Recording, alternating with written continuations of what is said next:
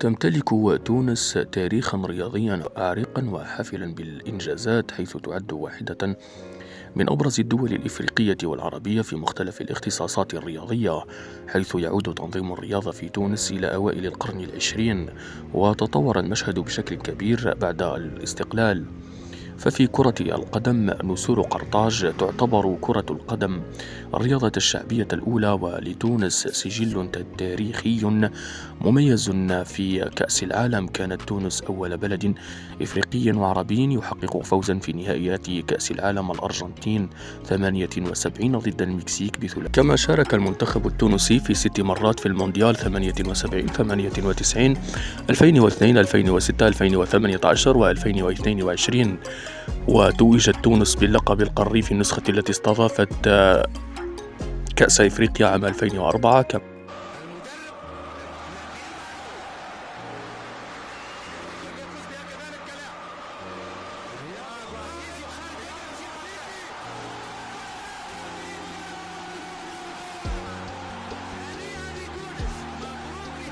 وصلت للنهائي في 65 و96. تمتلك تونس أيضا أندية ذات صيت قاري واسع، مثل الترجي الرياضي التونسي، النجم الساحلي، النادي الإفريقي والنادي الصفاقسي، والتي سيطرت لسنوات على بطولات دوري أبطال إفريقيا وكأس الكونفدرالية الإفريقية.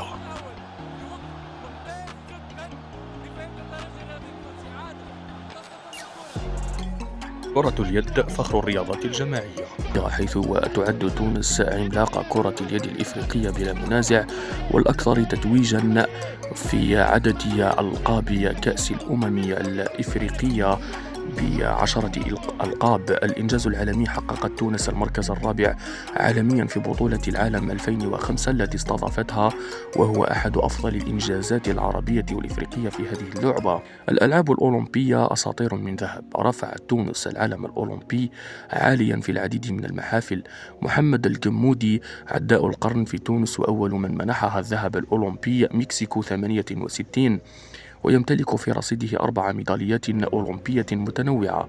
أسامة الملولي أسطورة السباحة العالمية، وهو التونسي الأكثر تتويجا بالذهب الأولمبي، ذهبية بكين 2008 وذهب في لندن 2012، وأول سباح في التاريخ يفوز بالذهب في المسبح والمياه المفتوحة في نفس الدورة.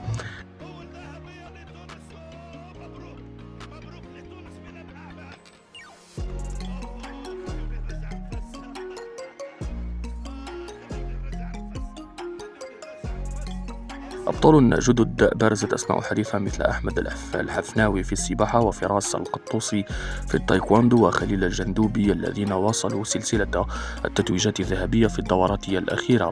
التنس والرياضة الفردية: أنس جابر دخلت التاريخ كأول لاعبة عربية وإفريقية تصل للمركز الثاني عالميا، وتبلغ نهائيات بطولات الجراند سلام، ويمبلدون، وأمريكا المفتوحة، مما أحدث ثورة رياضية. الرياضات القتالية: تونس أيضا رائدة في التايكواندو والمبارزة والجودو والملاكمة، حيث حصدت العديد من الميداليات العالمية والأولمبية. فتونس إخوتنا، حكومة وشعبا، وتجمعنا روابط تاريخية مجيدة، ولن يفرقنا شيء، فلا للفتنة ولا للتفرقة.